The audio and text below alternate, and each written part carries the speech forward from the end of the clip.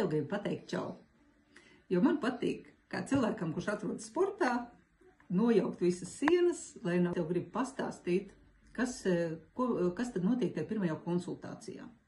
Tā pirmā vizīte ir domāta, lai mēs ievāktu maksimāli daudz datus par tavu veselības stāvokli, un tas ir darbiņš manā pusē. Tavs darbiņš būs tomēr ar mani pakomunicēt un pastāstīt.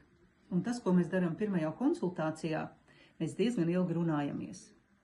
Jo man ir ļoti svarīgs cilvēks stāsts.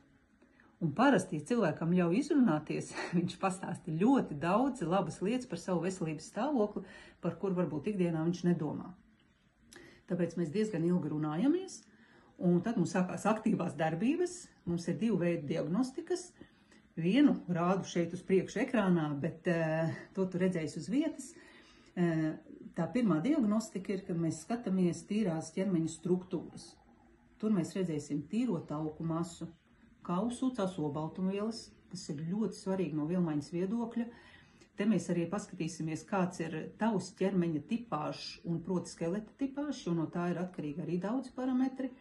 Tad mēs redzēsim parametrus par muskuļu masu, cik viņa ir liela tavā ķermenī, kā viņa ir strukturēta, vai ir tūska vai nav tūska starpšūnu telpā.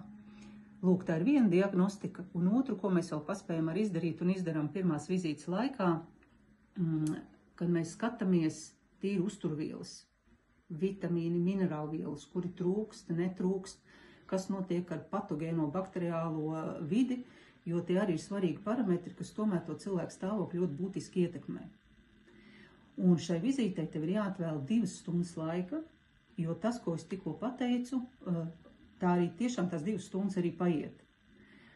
Paiet nemanot, jo dati ir daudz, jo viena lieta ir uztaisīt diagnostiku, bet otra ir arī izstāstīt un izskaidrot, lai arī tev ir saprotams, kas tad notiek tavā ķermenī. Pirmā vizītē mēs paspējam ievākt šo lielo datu daudzumu, un tad jau konkrētas rekomendācijas, kuru uztura terapiju izvēlēties, vai ir jālieto kaut kas papildus no aktīvām vielām, vai nav jālieto, to tad mēs izrunājam nākamajā vizītes laikā. Un vēl viena piebilde, nākot uz vizīti, ja tev ir kaut kādas analīzes vai izmeklējumi, kurus tu pirms tam esi veicis, noteikti paņem līdzi. Analīzēs nevajadzētu varbūt vēlākas kā vedu.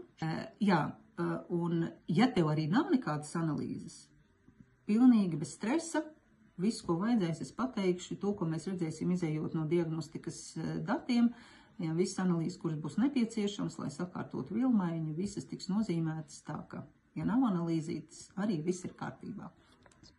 Tiekamies konsultācijā.